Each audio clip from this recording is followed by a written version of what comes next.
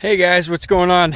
I am out here in the woods. I am looking for moose antlers, shed moose antlers. That's kind of one of the things that I enjoy doing this time of year, and haven't done a lot of it lately, but I'm getting back into it a little bit. But just thinking from a timber perspective and a landowner perspective, I'm looking at this ground that was cut several years ago, and this is what kills me.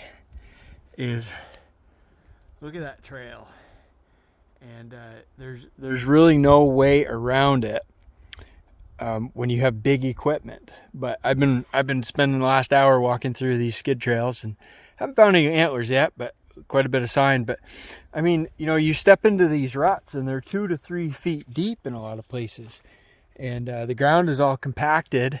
And when you look out here, I mean, that whole area is not growing any trees. That's 25 feet wide. And looking up there, this is an area where the wood was skidded out of here, and the machines are back and forth, those big grapple skidders, and it just destroys the ground.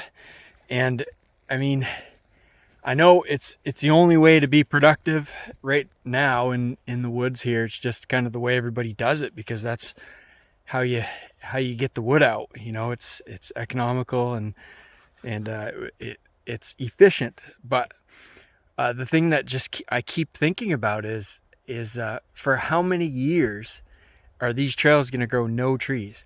I mean, you got the areas out in between the trails. You get pretty good regeneration there. You got some spruce, some fir, some cedar, some maple, good little mix of trees growing. But you have these wide trails with nothing growing in them except a few alders and some grass and some raspberries.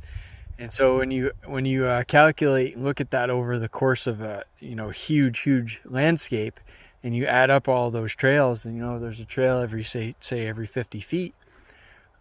It starts to make you wonder. So anyway, it's just kind of something I observed, because one of the things that I'm really trying to do, and I'm not saying I got it figured out either, because I'm not very efficient, but when I'm cutting on my own ground, I'm making narrow trails and trying to make little impact and light pressure on the ground, because I want those areas and those trails to be growing trees almost immediately after I'm gone.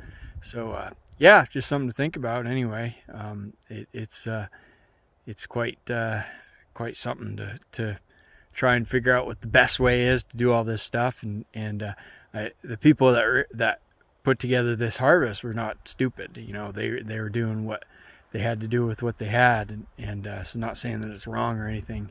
But I had some of my ground cut 2 years ago, and I did well financially, but I wasn't. I knew what I was getting into going into it, but it was a lot like this. There were some places that I just wasn't too happy with, and I couldn't cut it myself, so that's something that I just kind of dealt with. But anyway, something to think about, that I just can't get out of my head when I walk around in the woods here is how much is it possible that this ground could be a lot more productive if we were using lighter, smaller equipment and making less of an impact on the ground. Something to think about. All right, guys, take care.